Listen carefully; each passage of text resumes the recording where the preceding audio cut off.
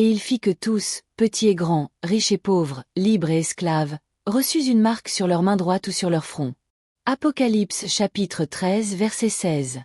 Ce verset ne parle pas d'un mythe ni d'un symbole oublié, mais d'une réalité prophétique que beaucoup préfèrent éviter. Pourtant, la marque de la bête n'est pas un simple tatouage ni une puce futuriste. C'est une allégance invisible. Un sceau spirituel, une compromission intérieure qui se cache dans les choix quotidiens. Dans cette vidéo, nous allons dévoiler les véritables racines bibliques de cette marque et pourquoi elle concerne chaque croyant aujourd'hui plus que jamais. Si tu veux grandir dans ta foi, discerner les temps et ne pas être séduit, reste jusqu'à la fin. Abonne-toi à Lumière en Christ, aime cette vidéo et écris en commentaire « Je veux discerner la vérité ». Même si elle dérange. Que le Seigneur ouvre maintenant tes yeux. La marque de la bête ne peut être comprise sans revenir à la révélation de Jean, dernier livre de la Bible, où chaque image cache une vérité spirituelle profonde. Dans Apocalypse chapitre 13, il est écrit que personne ne pouvait acheter ni vendre sans avoir la marque.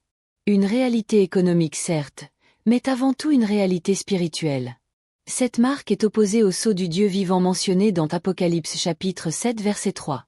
Ne faites point de mal à la terre jusqu'à ce que nous ayons marqué du sceau le front des serviteurs de notre Dieu. Deux marques, deux appartenances, deux royaumes. Ce combat dépasse les apparences. C'est un choix intérieur entre fidélité au Christ ou soumission au système du monde. Beaucoup la réduisent à une théorie. Mais la parole ne ment pas. Ceux qui ne discernent pas cette vérité risquent d'être séduits sans même s'en rendre compte. Avant de parler de technologie, de symbole ou d'antichrist, il faut d'abord sonder la parole. Car la marque de la bête n'est pas une invention humaine, mais une réalité spirituelle que Dieu a annoncée depuis longtemps. Ce que tu vas découvrir ici n'est pas une spéculation. Ce sont des fondations bibliques que beaucoup refusent de regarder en face. Le premier principe que tu dois comprendre pour discerner la marque de la bête, c'est qu'elle commence par une adoration détournée. Le danger ne commence pas avec un sceau visible sur le front, mais avec un cœur qui se prosterne devant ce qui n'est pas Dieu. Dans Apocalypse chapitre 13 verset 4, il est écrit « Ils adorèrent le dragon parce qu'il avait donné l'autorité à la bête. Et ils adorèrent la bête en disant qui est semblable à la bête et qui peut combattre contre elle. » Ce verset ne parle pas seulement d'un futur lointain, mais d'un esprit déjà à l'œuvre dans le monde. L'esprit de la séduction, du pouvoir, de l'idolâtrie institutionnalisée. La marque de la bête commence toujours par une fascination, puis une soumission à un système qui remplace Dieu.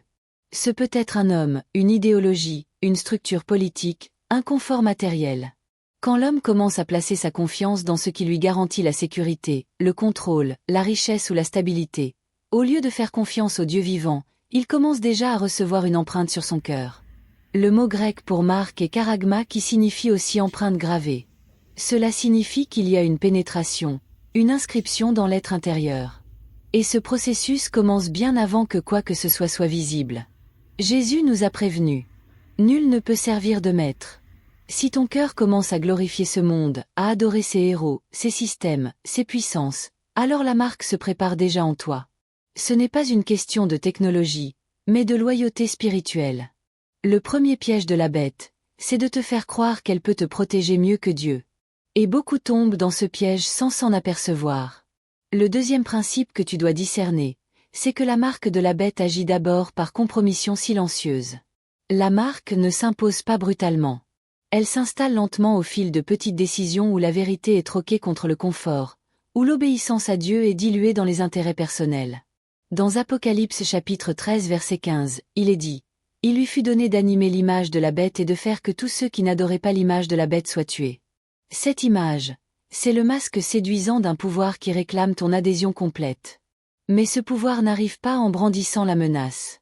Il commence par flatter, séduire, offrir des solutions pratiques. Et chaque fois que tu acceptes de te taire pour ne pas déranger, chaque fois que tu ajustes ta foi pour mieux convenir au monde, tu laisses une empreinte. Il ne s'agit pas d'une décision unique, spectaculaire. Il s'agit d'un enchaînement de choix discrets, invisibles aux yeux des hommes, mais lourds de conséquences aux yeux de Dieu. La compromission, c'est cette voix qui te dit ce n'est pas grave, tout le monde le fait. C'est ce regard tourné ailleurs quand l'injustice passe devant toi. C'est cette complaisance face à ce que tu sais être mal. La marque de la bête, avant d'être physique, est morale et elle prend forme dans les zones grises que tu refuses de sanctifier. Paul écrivait déjà en Romains chapitre 12 verset 2. Ne vous conformez pas au siècle présent, mais soyez transformés par le renouvellement de l'intelligence. Celui qui refuse cette transformation intérieure devient vulnérable à toutes les conformités extérieures. Et c'est ainsi que l'on reçoit, sans s'en rendre compte, la marque du système qu'on a cessé de combattre. La bête ne cherche pas seulement ton obéissance, elle cherche ton silence. Elle cherche ta neutralité. Et chaque fois que tu choisis de ne pas déranger, de ne pas confesser Christ, de ne pas prendre position, tu participes à ce processus. La marque n'est pas imposée par la force. Elle est accueillie par ceux qui préfèrent la paix du monde à la fidélité du royaume. Le troisième principe que tu dois intégrer, c'est que la marque de la bête touche l'intelligence avant le corps. Ce que beaucoup ne veulent pas entendre, c'est que la marque agit d'abord comme un système de pensée. Une reprogrammation subtile qui attaque la vérité divine à la racine en modifiant ta manière de raisonner, de croire, de juger. Apocalypse chapitre 13 verset 16 parle d'une marque sur le front. Or, dans la Bible, le front symbolise le siège de la volonté, du raisonnement, de la conscience. Ce n'est donc pas un hasard. La bête veut d'abord transformer ta manière de penser, car elle sait que si elle peut contrôler ta vision du monde, elle finira par dominer tes choix. Elle insère progressivement des idées séduisantes, des philosophies humanistes, des doctrines tolérantes en apparence mais profondément hostiles à l'Esprit de Dieu. On les retrouve dans les écoles, dans les médias, dans les discours politiques, dans certaines églises même. Elle valorise la liberté sans vérité, la compassion sans repentance, la paix sans Christ. Et celui qui n'a pas une intelligence renouvelée par la parole devient une cible facile. Paul l'écrit clairement dans 2 Corinthiens chapitre 10 versets 4 et 5. Car les armes avec lesquelles nous combattons ne sont pas charnelles. Nous renversons les raisonnements et toute hauteur qui s'élève contre la connaissance de Dieu. La marque commence donc par une séduction intellectuelle, une acceptation progressive de ce que Dieu condamne, une tolérance de plus en plus large pour ceux qui offensent l'esprit. Et le pire, c'est que cette nouvelle manière de penser se déguise souvent en bonté, en modernité, en sagesse humaine. Mais elle éteint peu à peu la crainte de Dieu.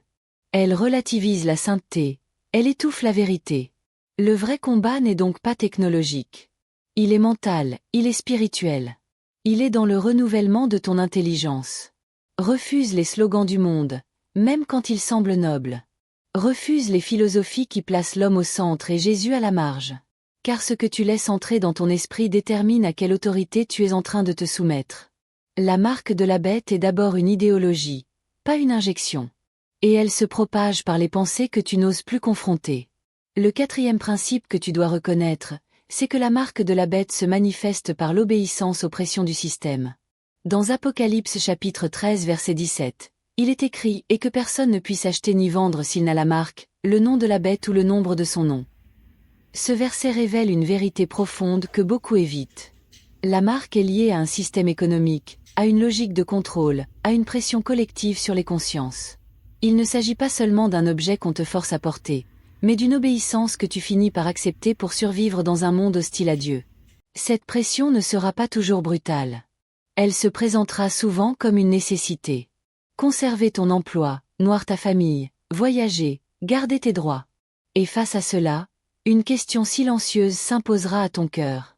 Es-tu prêt à renoncer à l'obéissance à Dieu pour continuer à exister dans le système? Car la bête ne se contente pas de séduire, elle finit par exiger. Elle mettra les croyants devant un choix douloureux, plaire à Dieu ou garder leur place dans un monde qui rejette Christ. Et c'est là que la vraie foi sera éprouvée. Jésus a dit, « Celui qui voudra sauver sa vie la perdra, mais celui qui la perdra à cause de moi la retrouvera. » Matthieu chapitre 16 verset 25. Le croyant qui se prépare à résister à la marque doit être prêt à perdre quelque chose. Confort, statut, sécurité, approbation. Car ce que la bête propose, c'est une paix empoisonnée. Elle te dit, tu peux garder ta foi, mais là, adapte-la, plie-la aux règles du jeu. Et beaucoup accepteront, pensant qu'ils gardent leur foi en secret, alors qu'en réalité, ils ont changé de maître. La marque de la bête n'est pas qu'un sceau. C'est une appartenance volontaire à un système qui exclut Dieu. Et celui qui cède à la pression, même en silence, commence à porter en lui le sceau de cette fausse paix. Celui qui marche avec Christ doit se préparer à résister, non par violence, mais par fidélité. Le cinquième principe que tu dois graver dans ton esprit, c'est que la marque de la bête est le reflet d'une identité usurpée. Lorsque tu lis Apocalypse chapitre 14 verset 1, tu découvres une vérité parallèle bouleversante. Je regardais, et voici l'agneau se tenait sur la montagne de Sion, et avec lui 144 000 personnes qui avaient son nom et le nom de son Père écrit sur leur front. Là encore, le front est le lieu d'un sceau. Ce sceau est l'identité de ceux qui appartiennent à Dieu. Il y a donc une guerre invisible entre deux marques, deux appartenances, deux identités spirituelles. La marque de la bête n'est pas seulement une autorisation à participer au système du monde. C'est une signature qui déclare « Je ne veux pas que Dieu règne sur moi ». C'est une inversion volontaire, parfois inconsciente, de l'identité que Dieu avait placée en toi. Le véritable danger, c'est l'effacement progressif de la ressemblance avec Christ. L'identité divine en toi est faite d'humilité, de sainteté, de vérité, de lumière. Mais l'identité de la bête est faite de confusion, de compromis, de contrôle et d'orgueil spirituel. Chaque fois que tu renies ta nature céleste pour t'adapter à la foule, tu permets à cette autre identité de s'installer. C'est une substitution intérieure, un vol d'âme silencieux. Et ce vol se produit chez ceux qui oublient que leur vraie patrie est le ciel. Paul le dit clairement dans Philippiens chapitre 3 verset 20. Mais notre cité à nous est dans les cieux d'où nous attendons aussi comme Sauveur le Seigneur Jésus-Christ. Si tu ne vis plus comme un citoyen du royaume, tu vis alors comme un sujet du système. Et la bête ne cherche pas que tu sois mauvais. Elle veut que tu sois conforme, passif, oublié. Mais Dieu cherche ceux dont le front reflète son nom, dont les pensées lui sont soumises, dont l'identité reste inébranlable. C'est pourquoi je t'invite à écrire en commentaire cette parole forte. Je refuse que le monde efface en moi l'image de Dieu. Cette déclaration est un acte de foi, une résistance spirituelle, une façon de dire que tu sais à qui tu appartiens. Le 6e principe que tu dois discerner avec gravité, c'est que la marque de la bête se propage par l'aveuglement collectif. L'un des plus grands pièges de l'ennemi, ce n'est pas la persécution ouverte, mais la normalisation du mal. Dans Apocalypse chapitre 13 verset 3, il est dit « Toute la terre était dans l'admiration derrière la bête ». Ce n'est pas seulement une minorité, mais une majorité séduite, une foule fascinée, une humanité qui marche avec enthousiasme vers sa propre destruction, croyant suivre une promesse de paix. L'aveuglement collectif, c'est ce mécanisme spirituel par lequel l'esprit de discernement est étouffé. On n'interroge plus la vérité, on suit le courant. On n'écoute plus Dieu, on répète les discours officiels. On ne cherche plus la sanctification. On se contente d'une religion compatible avec le monde. Et c'est ainsi que la marque se répand par force, mais par contagion spirituelle. Le silence des uns renforce la chute des autres. Jésus a dit en Matthieu chapitre 7 verset 13, « Entre par la porte étroite, car large est la porte, spacieux est le chemin qui mène à la perdition et il y en a beaucoup qui entrent par là. Celui qui suit la majorité court un grand danger. Car ce qui est célébré par tous n'est pas forcément sanctifié par Dieu. Et l'Église aujourd'hui est confrontée à ce défi. Va-t-elle résister à l'unanimité mensongère ou se fondre dans la masse par peur de choquer? L'Esprit de Dieu ne parle jamais dans le vacarme de la foule. Il appelle dans le désert, dans la solitude, dans l'intimité. Celui qui veut rester pur doit refuser les consensus faciles. Il doit se méfier de la religion populaire, des doctrines qui plaisent à tous, des valeurs qui ne dérangent plus. La marque de la bête avance avec l'applaudissement général. Elle s'installe dans les cœurs qui ne veulent plus déranger ni déranger, et elle s'ancre profondément là où la vigilance spirituelle a été remplacée par l'émotion collective. Tu dois prier pour garder un esprit éveillé. Ne te laisse jamais endormir par l'enthousiasme général, car acclame sans discerner, il y a souvent une séduction invisible en action. Le 7e principe que tu dois recevoir dans la prière, c'est que la marque de la bête repose sur le rejet de la croix. La croix de Jésus est le plus grand scandale pour le système du monde. Elle est humiliante, sanglante, inconfortable. Elle exige le renoncement, la mort à soi, l'abandon de l'orgueil. Et c'est justement ce que la bête refuse. Elle propose une spiritualité sans sacrifice, une foi sans obéissance, une liberté sans repentance. Paul le dit avec puissance dans Galates chapitre 6 verset 14. Pour ce qui me concerne, loin de moi la pensée de me glorifier d'autre chose que de la croix de notre Seigneur Jésus-Christ. La croix est une ligne de séparation. Elle sépare ceux qui vivent pour Dieu de ceux qui vivent pour eux-mêmes. Et c'est pourquoi la marque de la bête commence toujours par une volonté d'effacer la croix. Elle la remplace par des symboles flatteurs, des discours positifs, des messages centrés sur l'homme. Elle transforme le message de l'Évangile en un produit adapté à tous, sans exigence, sans combat, sans feu. Mais celui qui refuse la croix a déjà choisi un autre chemin. Il peut encore parler de Jésus, chanter des cantiques, fréquenter l'église. Mais dans le secret de son cœur, il a enlevé la croix du centre de sa vie. Et c'est là que la marque s'installe. Car la croix est une barrière spirituelle que la bête ne peut franchir. Celui qui la porte est protégé, affermi, purifié. Mais celui qui la rejette devient vulnérable aux séductions du monde. La marque de la bête est une insulte silencieuse à la croix.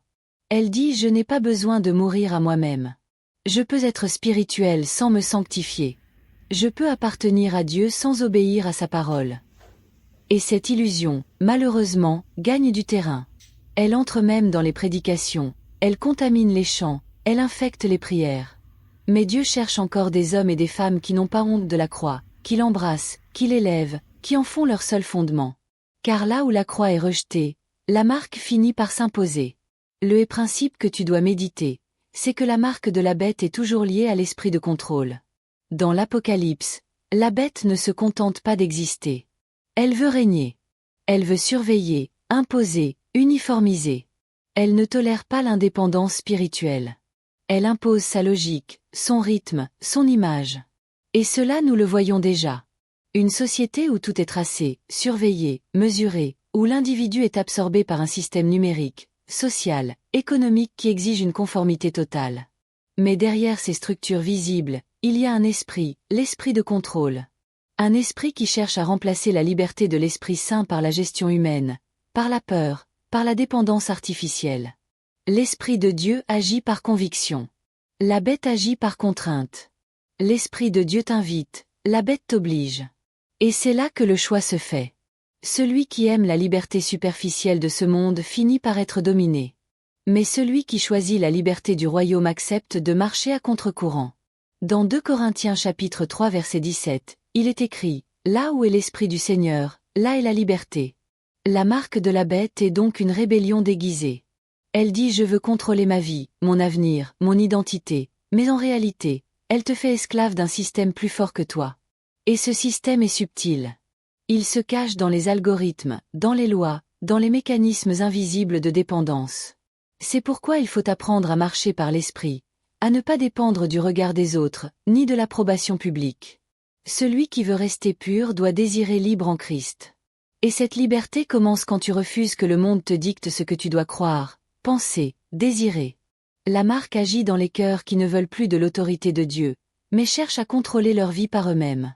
Et l'Esprit t'avertit aujourd'hui. Chaque fois que tu renies la souveraineté de Dieu sur une partie de ta vie, tu ouvres une porte à la domination de l'ennemi. Choisis la liberté du ciel, même si elle te coûte tout. Le 9e principe que tu dois garder précieusement, c'est que la marque de la bête vise à effacer la mémoire de Dieu. Dans Apocalypse chapitre 13, la bête apparaît comme une contrefaçon totale.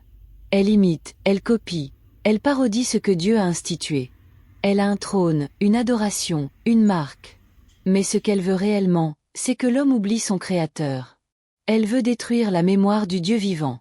Elle le fait en saturant les esprits de distraction, d'information, d'urgence sans fin. Elle remplit les journées pour que l'homme ne médite plus. Elle remplace la méditation par la consommation.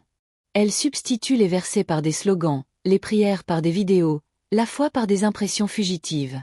Et peu à peu, l'image de Dieu s'efface dans les cœurs. Le psalmiste priait ainsi, « Mon âme est attachée à la poussière. Rends-moi la vie selon ta parole. » Psaume 119 verset 25. Sans cette vie venue d'en haut, l'homme devient poussière, sans direction, sans lumière. La marque agit donc comme une intoxication de l'âme. Elle fait perdre le goût des choses saintes. Elle rend fade ce qui est éternel. Et celui qui n'entretient pas sa mémoire spirituelle devient vulnérable. Tu dois veiller à te souvenir chaque jour de qui est ton Dieu, de ce qu'il a fait, de ce qu'il dit, de ce qu'il promet. Car l'oubli spirituel est une porte d'entrée à la marque.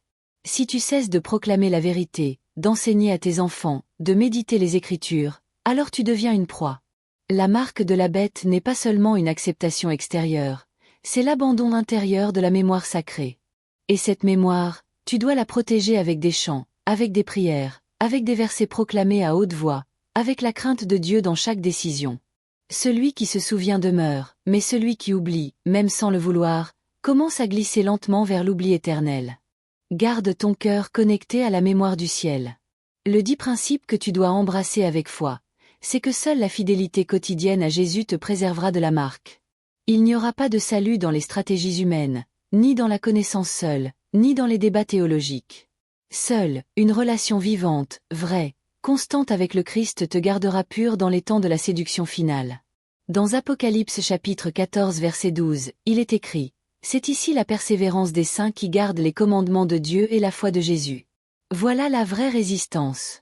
Ce n'est pas un slogan, ce n'est pas une position politique, c'est une fidélité quotidienne, une obéissance concrète, une communion qui ne se rompt pas. Et cette fidélité ne se voit pas sur une carte de membre, mais dans les choix que tu fais dans le secret, dans ta manière de réagir à l'injustice, dans ton rapport à l'argent, dans tes habitudes de prière, dans ton obéissance quand personne ne regarde. La marque de la bête sera visible, mais elle ne pourra jamais pénétrer un cœur qui appartient entièrement à Jésus. Et ce cœur ne se forme pas en un jour, il se bâtit jour après jour. Dans l'intimité, dans le renoncement, dans l'amour vrai. C'est pourquoi tu ne dois pas seulement craindre l'avenir. Tu dois t'attacher à la présence de Dieu aujourd'hui. Ne cherche pas des théories.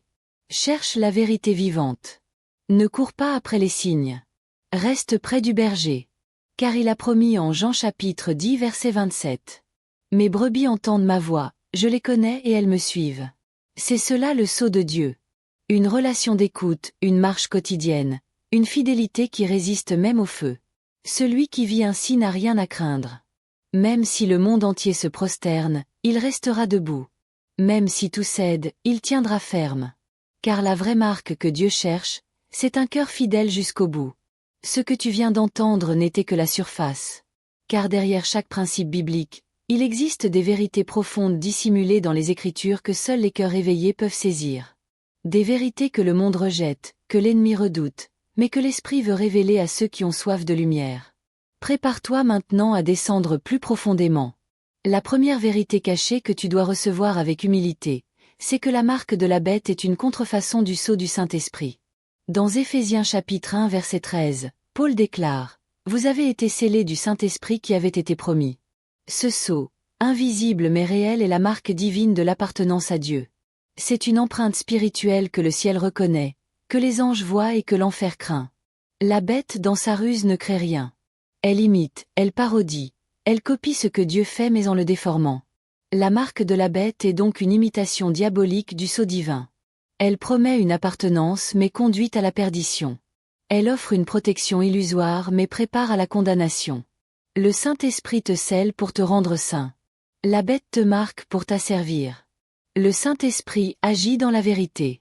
La bête opère dans la séduction. Et ce que beaucoup ignorent, c'est que ces deux sceaux ne peuvent pas coexister.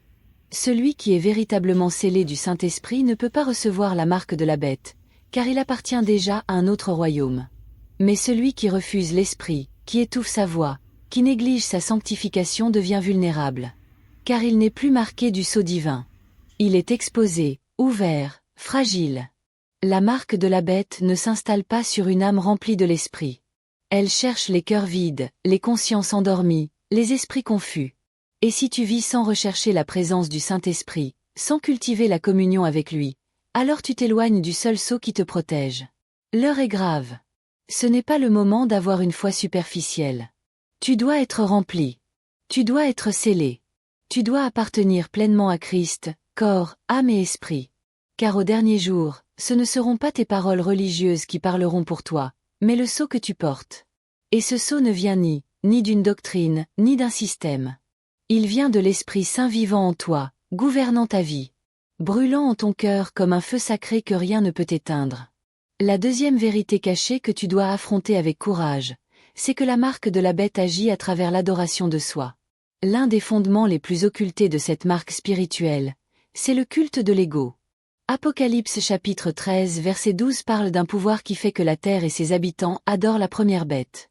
Cette adoration peut sembler tournée vers une figure extérieure, mais elle est souvent en réalité centrée sur l'homme lui-même. Car la bête flatte l'homme. Elle le place au centre. Elle le persuade que tout est à son service, que tout peut être ajusté à sa sensibilité, à ses désirs, à sa vérité personnelle. Le message de la croix lui est radicalement opposé. Il dit renonce à toi-même, meurs à toi-même, laisse Christ vivre en toi. Mais ce message est aujourd'hui devenu inaudible pour une génération élevée dans le narcissisme spirituel. Et c'est là que la marque s'infiltre, non pas par la peur, mais par la flatterie. Elle pénètre dans les cœurs qui se croient le centre du plan de Dieu, mais refusent la seigneurie de Jésus. La bête aime que tu pries tant que tu restes au centre de ta prière. Elle aime que tu serves tant que tu recherches la reconnaissance. Elle aime que tu parles de Dieu tant que tu refuses de mourir à toi-même. L'apôtre Paul disait, « J'ai été crucifié avec Christ. Ce n'est plus moi qui vis, c'est Christ qui vit en moi. » Galates chapitre 2 verset 20. Voilà la vraie vie, mais elle est trop rude pour ceux qui cherchent un évangile confortable. C'est pourquoi la marque se diffuse doucement comme un poison doux. Elle nourrit l'amour de soi, le besoin d'admiration, le refus de la correction. Elle installe un trône dans ton cœur, mais elle y place ton nom, pas celui de Christ. Et ce cœur devient alors le terrain fertile où la marque peut s'imprimer. Car si tu refuses de porter ta croix, tu porteras autre chose. Ce monde ne supporte pas le vide spirituel. Si Dieu ne règne pas, la bête s'infiltrera. Elle ne frappera pas à la porte. Elle entrera par ton reflet dans le miroir. La troisième vérité cachée que tu dois comprendre avec crainte, c'est que la marque de la bête s'inscrit dans le langage du compromis religieux.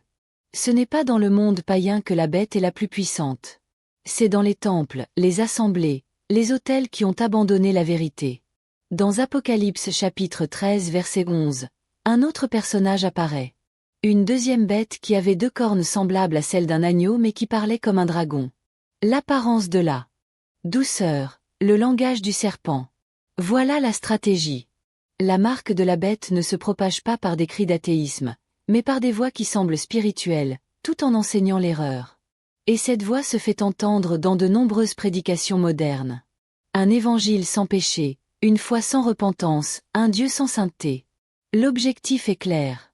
Endormir les consciences, neutraliser la crainte de Dieu et préparer les cœurs à recevoir une autre marque. La vérité est trop tranchante pour la culture de ce siècle. Alors, elle est polie, édulcorée, adoucie. On ne dit plus péché, on dit fragilité. On ne dit plus jugement, on dit cheminement.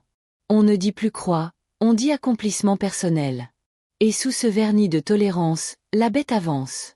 Paul avertissait déjà en 2 Timothée chapitre 4 versets 3 et 4. Car il viendra un temps où les hommes ne supporteront pas la saine doctrine. Ils se détourneront de la vérité pour se tourner vers des fables. Ce temps est arrivé. La marque de la bête est préparée dans des temples où l'on refuse d'appeler le mal par son nom, où l'on évite les messages qui dérangent, où l'on célèbre les émotions au lieu de sanctifier les vies. Mais Dieu ne cherche pas des spectateurs spirituels. Il cherche des adorateurs en esprit et en vérité. Et là où la vérité est rejetée, la marque trouvera sa place. Tu dois refuser ce compromis religieux. Même si tu es seul, même si tu es rejeté. Car ce n'est pas l'apparence de l'agneau qui sauve, c'est la voix du berger véritable. La 4e vérité cachée que tu dois méditer profondément, c'est que la marque de la bête anticipe le jugement. Apocalypse chapitre 14 versets 9 à 10 nous avertit avec une gravité extrême. Si quelqu'un adore la bête et son image et reçoit une marque sur son front ou sur sa main, il boira lui aussi du vin de la fureur de Dieu. Ce verset brise l'illusion. La marque n'est pas un simple détail eschatologique. Elle engage ton éternité. Elle est un acte d'allégeance qui sera rappelé devant le trône du jugement. Beaucoup veulent éviter ce discours car il est tranchant. Mais la vérité ne demande pas à être agréable, elle demande à être crue. Chaque choix que tu fais aujourd'hui construit ton positionnement face à ce jour. La marque est le résultat d'un cœur qui s'est éloigné, compromis, endurci. Et ce cœur au dernier jour ne pourra pas dire qu'il ne savait pas. Car Dieu est juste. Il avertit toujours avant de frapper. Il éclaire avant de juger. Il parle avant de peser. Mais celui qui a préféré la voie du monde à celle de l'esprit ne pourra pas échapper à la conséquence. La marque de la bête n'est donc pas une fin en soi. Elle est un signe. Le signe que la grâce a été refusée. Le signe que la repentance n'a pas eu lieu. Le signe qu'un autre maître a été choisi. Et à celui-là, Dieu dira, « Retirez-vous de moi, vous qui commettez l'iniquité. » Matthieu chapitre 7 verset 23. Ce message n'est pas une menace, c'est une miséricorde. C'est une chance de revenir tant qu'il est encore temps. Dieu ne veut pas que tu périsses. Il veut que tu sois scellé de son esprit, gardé, sanctifié. Mais tu dois choisir et tu dois choisir maintenant. Car chaque jour passé dans l'indifférence est une marche vers le bas. Refuse la marque, reviens à la croix. C'est encore l'heure de la grâce. La 5e vérité cachée que tu dois accueillir avec sérieux, c'est que la marque de la bête grandit dans les cœurs vides de l'amour de la vérité. Paul l'écrit sans détour dans 2 Thessaloniciens chapitre 2 verset 10. Ils périront parce qu'ils n'ont pas reçu l'amour de la vérité pour être sauvés. Voilà le nerf de la guerre. Ce n'est pas une question de connaissance, ce n'est pas une question de signes extérieurs, c'est une question d'amour. Aimes-tu vraiment la vérité? Es-tu prêt à l'embrasser même quand elle te blesse? La marque de la bête trouve sa place dans les âmes qui préfèrent les mensonges confortables à la lumière exigeante dans les cœurs qui ferment les yeux sur leurs propres compromis dans les esprits qui fuient la repentance. La vérité dans sa forme la plus pure révèle ce que tu veux cacher. Elle démasque, elle confronte, elle éclaire et c'est pour cela qu'elle est rejetée. Mais celui qui rejette la vérité se rend vulnérable au mensonge. Et ce mensonge est actif, il est intelligent, il est spirituel. C'est l'esprit d'égarement que Dieu permet à ceux qui refusent obstinément d'ouvrir les yeux. Car à force de repousser la vérité, on finit par ne plus la reconnaître. Et alors, la marque entre pas par force, par séduction. Elle se présente comme une alternative, comme une lumière nouvelle, comme une voix tolérante. Mais au fond, c'est un poison. Celui qui aime la vérité la cherche chaque jour. Il la prie, il la pleure, il la proclame, il la suit même dans la nuit. Et cette vérité, c'est Christ lui-même. Je suis le chemin, la vérité et la vie. Jean chapitre 14 verset 6. Refuser la vérité, c'est refuser Christ et c'est ainsi que l'on prépare sa propre chute. Tu dois aimer la vérité au point de renoncer à ton image, à ton confort, à ta réputation. Car c'est ce feu-là qui te préserve de la marque. Et maintenant, écris en commentaire cette déclaration d'alliance. Je choisis d'aimer la vérité même quand elle me brûle. Car c'est là que commence le vrai salut.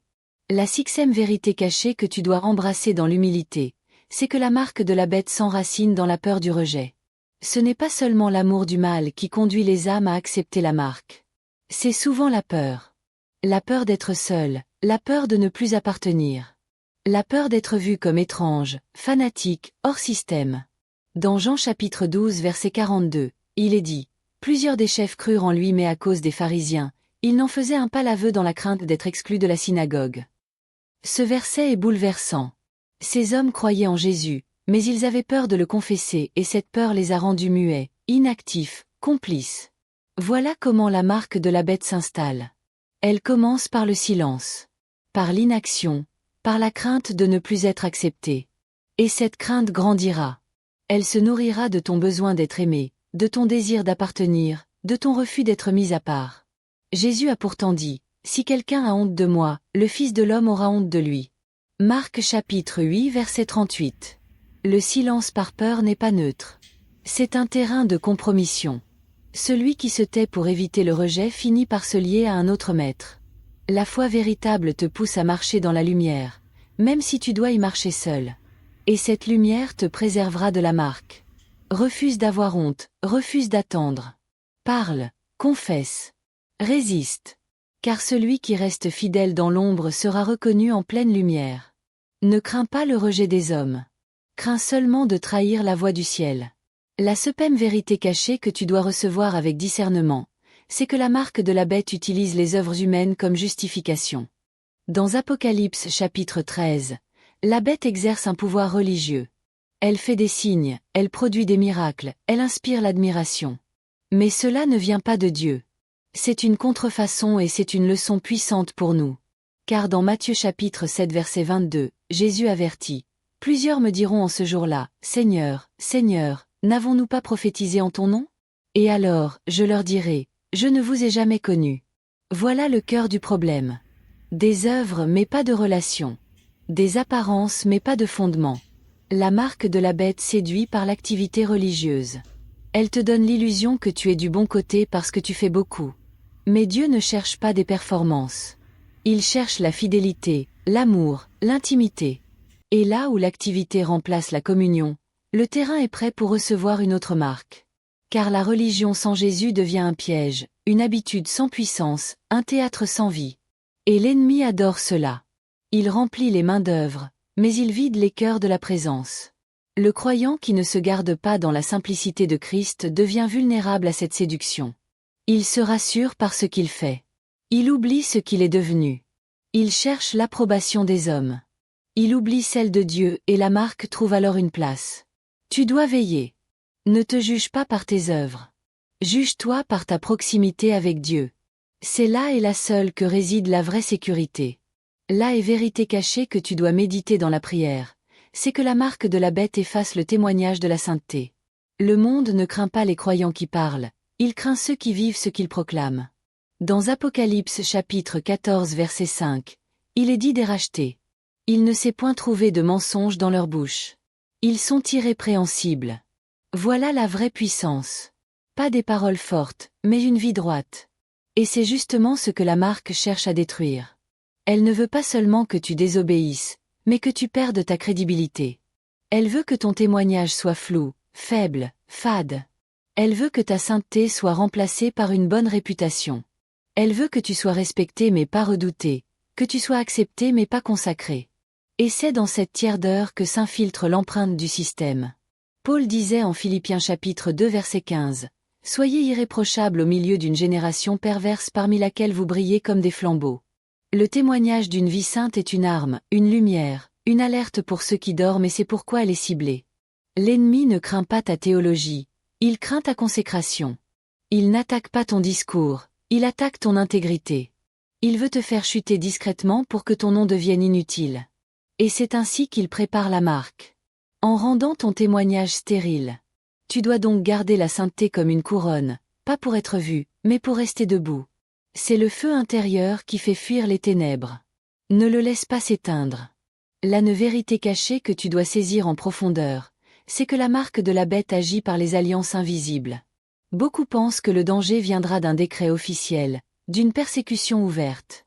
Mais l'Écriture révèle une autre dimension, celle des alliances secrètes, des accords silencieux que l'homme fait avec le monde. Jacques chapitre 4 verset 4 est clair. L'amitié du monde est inimitié contre Dieu. Ce n'est pas l'hostilité déclarée qui te condamne, c'est l'attachement déguisé. C'est ce lien que tu ne coupes jamais, ce compromis que tu justifies toujours, cette relation que tu refuses d'abandonner, cette structure que tu soutiens alors qu'elle nie les principes de Dieu. Et c'est là que la marque se développe, non pas comme une punition, mais comme une conséquence. Tu deviens ce à quoi tu t'attaches. Tu portes la marque de ton alliance. L'esprit cherche des cœurs totalement livrés. Mais la bête exploite les cœurs divisés. Elle aime les chrétiens doubles, partagés, ambigus. Elle sème des accords dans le silence et récolte l'appartenance.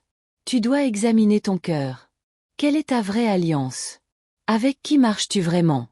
Ce n'est pas ce que tu dis qui compte, c'est ce que tu refuses de lâcher. L'heure est venue de rompre tout lien qui te connecte à Babylone. Ne garde aucune chaîne. Car même une corde fine peut finir par devenir un collier de servitude. Et ce collier portera bientôt un nom. La 10e vérité cachée que tu dois proclamer sans honte, c'est que refuser la marque est un acte de foi radical. Ceux qui vaincront la bête ne seront pas des intellectuels ni des théoriciens. Ce seront des hommes et des femmes simples, fidèles, remplis de l'esprit, prêts à tout perdre pour Christ. Apocalypse chapitre 12 verset 11 résume leur victoire. Ils l'ont vaincu à cause du sang de l'agneau et à cause de la parole de leur témoignage. Et ils n'ont pas aimé leur vie jusqu'à craindre la mort. Voilà la clé. Ne pas aimer sa vie plus que sa foi. Ne pas protéger son confort au détriment de sa vérité. Ne pas sauver sa peau en trahissant son âme. La marque de la bête séduira les prudents. Elle séduira les raisonnables. Elle séduira les calculateurs. Mais elle ne pourra jamais toucher les fous de Dieu. Ceux qui aiment Jésus plus que tout. Ceux qui chantent dans le feu. Ceux qui prient dans les prisons. Ceux qui disent non quand tous disent oui.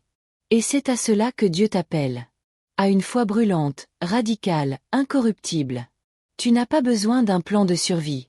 Tu as besoin d'un cœur pur, d'un esprit libre, d'une foi nue. Car ceux qui auront résisté ne seront pas les plus forts. Ce seront les plus amoureux, les plus fidèles, les plus attachés à l'agneau.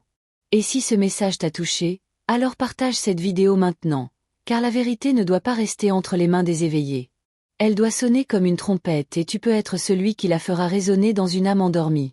La vérité révélée n'a de puissance que lorsqu'elle devient obéissance vivante. Il ne suffit pas de savoir ce qu'est la marque de la bête. Il faut maintenant marcher dans l'autre direction. Refuser, résister, se consacrer. Voici ces actes de fidélité radicale que tu dois poser pour que ta vie devienne un témoignage clair, une forteresse visible contre la séduction du monde. Le premier acte de fidélité radicale que tu dois poser, c'est de sanctifier ta pensée chaque matin. La première bataille se joue dans ton esprit. Chaque jour, la bête tente d'imprimer ses schémas, ses slogans, ses images dans ta pensée. Elle ne vient pas frapper à ta porte en rugissant. Elle se glisse par les écrans, les conversations, les informations, les tentations subtiles. Et si tu ne sanctifies pas ta pensée, tu finiras par penser comme elle, même en croyant suivre Christ. Paul disait en Romains chapitre 12 verset 2, « Ne vous conformez pas au siècle présent, mais soyez transformés par le renouvellement de l'intelligence. » Ce renouvellement ne se produit pas par accident. Il est le fruit d'un choix quotidien délibéré, radical. Cela signifie que chaque matin, tu dois t'exposer à la parole de Dieu avant toute autre voix, avant le téléphone, avant les notifications, avant les conversations humaines. Tu dois plonger ton esprit dans ce que Dieu dit. C'est un acte de fidélité, une position de résistance. Cela veut dire lire, méditer, déclarer, proclamer, prier les Écritures jusqu'à ce que ta pensée se réaligne sur le ciel. Cela veut dire rejeter les pensées qui viennent de la peur, du monde, de la chair. Cela veut dire confesser que Christ est ton roi, même dans ton imaginaire, dans ton langage intérieur, dans ton silence. Car la marque de la bête s'implante d'abord dans les pensées passives. Mais celui qui sanctifie sa pensée chaque jour construit une muraille invisible autour de son âme. Il devient inaccessible aux suggestions de l'ennemi. Il ne réagit plus comme tout le monde. Il ne cède plus à l'ambiance du moment. Il pense selon l'esprit. Et cette pensée sanctifiée devient la première preuve que tu n'as pas cédé. Alors, choisis aujourd'hui de purifier ta pensée. Mets-toi à part, prends autorité. Car chaque matin où tu ne choisis pas Dieu, un autre sème quelque chose en toi. Et ce que tu sais finit toujours par porter un fruit, bon ou mauvais. Le deuxième acte de fidélité radicale que tu dois poser, c'est de refuser toute forme de compromis caché. La bête ne cherche pas des rébellions spectaculaires. Elle s'infiltre dans les demi-vérités, les silences lâches, les habitudes inavouées. C'est dans les coins obscurs de ton comportement qu'elle prend place. Comme un serpent silencieux. Ce que tu tolères dans l'ombre finit par gouverner ta vie en plein jour. Jésus a dit en Luc chapitre 8 verset 17, « Il n'est rien de caché qui ne doive être découvert, ni de secret qui ne doivent être connus. » Dieu n'est pas impressionné par ce que tu montres en public. Il regarde ce que tu refuses de corriger en secret. Le compromis caché peut prendre plusieurs formes. Une relation désordonnée que tu refuses de quitter. Une addiction que tu protèges par des excuses spirituelles. Une colère que tu refuses d'avouer. Un mensonge installé dans ton quotidien. Tant que tu tolères ces choses, tu ouvres une brèche dans ta fidélité et cette brèche deviendra une invitation à la marque. Car la compromission, même silencieuse, est une signature. Elle dit, « Je choisis de plaire à la chair plutôt qu'à Dieu. » Refuser le compromis, c'est te placer du côté de la vérité, même quand cela fait mal. C'est choisir d'arracher les racines du péché, même si elles te tiennent depuis longtemps. C'est accepter de mettre fin à quelque chose qui te détruit, même si tu y trouves encore du plaisir. C'est une rupture, une délivrance, une violence sacrée. Tu dois fermer les portes, nettoyer les pièces secrètes, supprimer les zones grises, non pas par religiosité, mais par amour pour celui qui t'a scellé. L'Esprit Saint est saint. Il ne cohabite pas avec le compromis. Et si tu veux marcher sans crainte dans les temps à venir, tu dois commencer maintenant à refuser ce que tu tolères en silence. La fidélité commence là où personne ne te regarde, car celui qui reste pur dans le secret sera fort dans la tempête. Le troisième acte de fidélité radicale que tu dois poser, c'est de proclamer ta foi même quand c'est risqué. L'esprit de la bête veut t'imposer le silence. Il veut que tu crois mais sans parler. Il veut que ta foi reste enfermée dans ton cœur, qu'elle ne trouble personne, qu'elle ne dérange aucun système. Mais Jésus n'a jamais appelé à une foi muette. Il a dit en Matthieu chapitre 10 verset 32, « Quiconque me confessera devant les hommes, je le confesserai aussi devant mon Père. » Proclamer sa foi, ce n'est pas crier sur les toits de manière charnelle, c'est refuser d'avoir honte. C'est dire non quand tout le monde dit oui. C'est parler quand le silence serait plus confortable. C'est affirmer Christ dans les moments où le monde impose ses dogmes. Ce n'est pas une provocation, c'est une fidélité. Et cette fidélité te coûtera quelque chose. Elle te fera perdre certaines relations. Elle te privera de certaines opportunités. Elle te mettra à l'écart mais elle tint au ciel. Et c'est tout ce qui compte. Car ceux qui ont refusé la marque dans l'Apocalypse sont ceux qui n'ont pas aimé leur vie jusqu'à craindre la mort. Ils ont parlé, ils ont témoigné, ils ont résisté et Dieu les a reconnus. Aujourd'hui, le monde t'imposera 1000 sujets, 1000 causes, 1000 slogans. Mais si tu parles de Christ, tu seras attaqué. Et c'est là que tu dois rester ferme. Refuse d'être un chrétien silencieux. Sois une voix, une lumière. Un écho du ciel. Proclame la vérité même si tu trembles. Car cette parole libère, elle résiste à la marque, elle repousse les ténèbres et elle prépare ton âme à rencontrer celui qui a tout donné pour toi. Car si tu te tais, d'autres parleront à ta place et leurs paroles ne conduiront pas à la vie. Le 4e acte de fidélité radicale que tu dois poser, c'est de couper toute dépendance au système du monde. Le système de la bête ne fonctionne pas seulement par peur, il agit aussi par dépendance. Il te donne des facilités, il te rend confortable, il te propose des raccourcis et à force de t'appuyer sur lui, tu oublies que Dieu est ton seul refuge. Tu ne peux pas dépendre à la fois du monde et du ciel.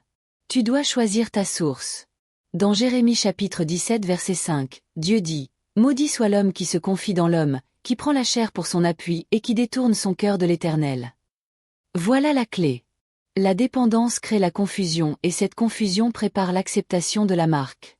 Si tu dépends du monde pour ton travail, ta sécurité, ton influence, ton épanouissement, tu seras prêt à tout pour les conserver.